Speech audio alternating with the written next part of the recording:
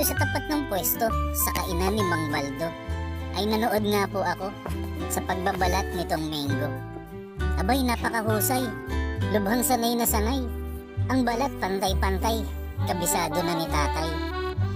Kamay nga di dumadampi, kutsilyo lang ang humahawi. Para balat humiwalay, sa manggang ako'y naglalaway. Pagbabalat daw ay may sining, ayusin daw bago kanin.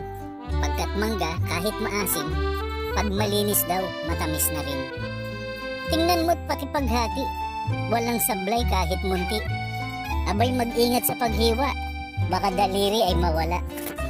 Sige, artehan pa, ang break ko'y mahaba pa. Pag na-late ako sa opisina, sige ka, lagot ka. Joke-joke lang po, sa pagbabalat mo'y nalibang ako. Kahit ka pa na sa bangketa, kalinisay iyong pinakita. Hanggang sa pagputol, walang kagatol-gatol. Pagbabalat ay walastik, hanggang paglalagay doon sa plastic. Salamat tatay. Ay nako, kakainin ko na yan. Totoong ako'y naglalaway.